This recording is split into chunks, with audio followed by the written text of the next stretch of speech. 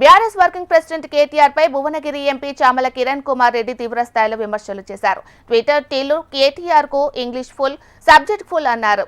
Formula ఈ car రేసులో నోటీసులు ఇవ్వడంతో ఫ్రస్ట్రేషన్తో లై డిటెక్టర్ చేయించుకుందామని సీఎం రేవంత్ రెడ్డికి చాల్ చేస్తున్నామన్నారు. డ్రగ్స్ కేసులో డ్రగ్ టెస్ట్ చేసుకోమని అప్పట్లో రేవంత్ రెడ్డి సవాల్ విసిరితే ఎందుకు వెనక్కిపోయాడని ప్రశ్నించారు.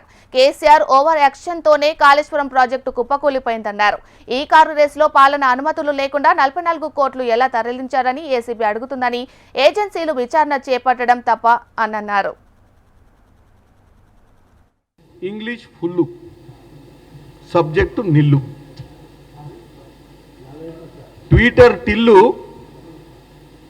ఇంగ్లీష్లో రాసిన ట్వీట్ని చూస్తే ఇంగ్లీష్ ఫుల్లు, దాంట్లో ఏం రాసిండే అని చూస్తే సబ్జెక్టు నిల్లు. ఈ ట్వీట్ మీరు చూడండి, ఈ ట్వీట్ చూస్తేనే మీకు అర్థమైంది. నార్మల్గా దీన్ని తెలుగులో రాస్తాడు, ఇంగ్లీష్లో రాయడు ఇంత పెద్ద ట్వీటు. దీంట్లో ఏంది అంశం, సారాంశం ఏంటంటే దీన్ని తెలుగులో రాయొచ్చు, ఎందుకంటే ఫార్ములా ఈ కేసు విషయంలో మళ్ళీ ఆయన సోమవారం రోజు మళ్ళీ పిలిచిర్రు. నువ్వు ముఖ్యమంత్రి కదా, ఎందుకు అనవసరంగా పబ్లిక్ పైసలు ఖర్చు చేసి ఎంక్వైరీ కమిషన్లు, ఈ కోర్టులు ఇవన్నీ ఎందుకు, మన ఇద్దరం కలిసి చలో తాడోపేడో తెలుసుకుందని రమ్మంటుడు. ఎవరిని? ముఖ్యమంత్రి రేవంత్ రెడ్డి గారిని. నీ మీద కూడా పాత కేసులు ఉన్నాయి కదా, నా మీద కూడా కేసు ఉంది కదా, ఇక మన ఇద్దరం ఇవన్నీ ఈ ఊకే ఏసీబీలు, ఈ కోర్టులు, ఇవన్నీ కచేరీలు ఎందుకు? ఆల్రెడీ రాష్ట్రం అప్పులపాలైందని కూడా ఈ కేసులన్నీ బంద్ చేద్దాం, ఇద్దరం కలిసి నడి రోడ్డు మీద వద్దాం, వచ్చి లై డిటెక్టర్ టెస్ట్ పెట్టుకుందాం. పెట్టుకుంటే నువ్వు లయ్యా నేను లయ్యా అంటుండు. నేనేమంటున్నాయా, లయ్యి వయ్యి కాదు, కానీ నువ్వు డిటెక్టర్ టెస్ట్లకు రాలేని విషయం అయితే ఆయన పెట్టింది గిదే సబ్జెక్టు.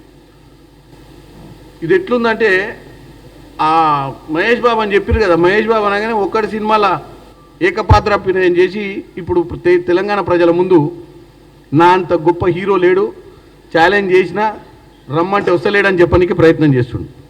గతంలో మేము ఎప్పుడో ఒక అంశం వచ్చినప్పుడు వైట్ టెస్ట్ చేయించుకోమని చెప్పినాం.